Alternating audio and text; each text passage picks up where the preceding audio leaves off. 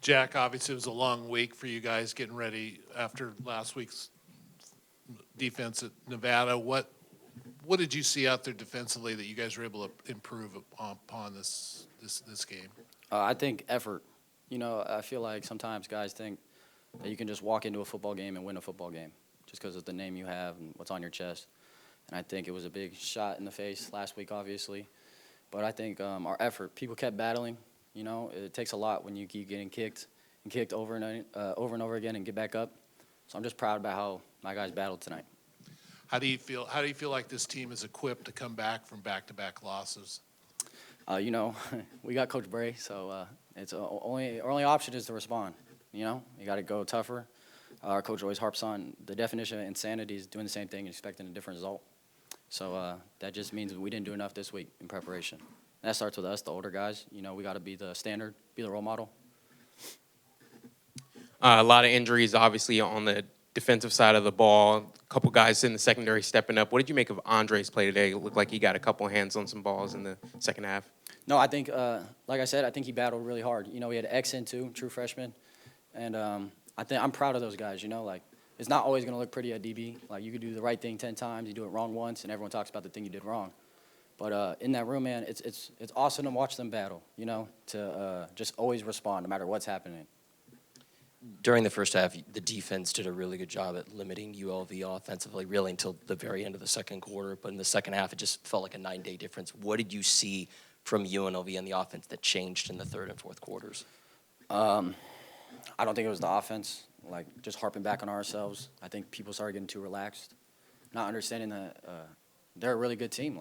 UNLV is a really good team, and every game is going to be a dogfight. And if you let off the brake, that's what happens out there. But again, that starts with me. That starts with the older guys. We just got to set the standard better for the younger guys. Do you feel like that's an issue? I mean, that's 3 weeks in a row now that Oregon State has had a lead heading into halftime and has been dropped. You obviously came through with Colorado State, but the last two not being able to finish, how much is that a concern moving forward with just a few games left? It's a long season. I think we're going to handle business this upcoming week.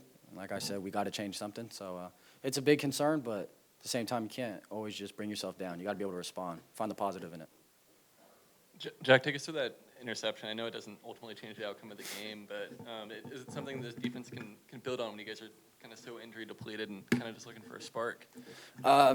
No, I think I was just in the right place at the right time. Shout out to the D linemen, honestly, and the linebackers setting the run up. They did a great job getting into third and long, making it a pass situation, and we just took advantage of what they were doing. But once again, we got to have those game-changing moments way earlier and more consistently. That's on us, I think, in the back end. We need to hold our standard up higher. People are fighting. You can only ask for so much when we're letting people down. Third and long, and they're still going. We got to get off the field.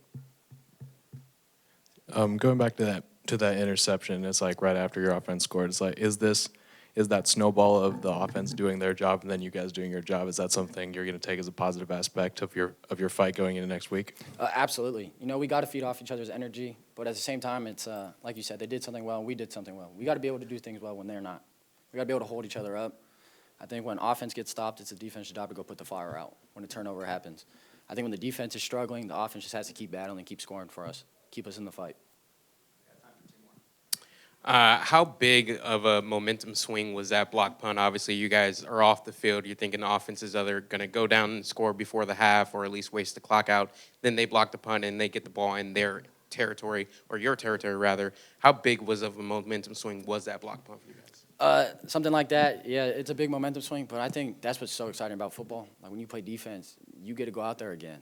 I want to be on the field as much as I can, and the fact that happens and be able to go out there, we need to be able to kill that momentum. There's nothing like it.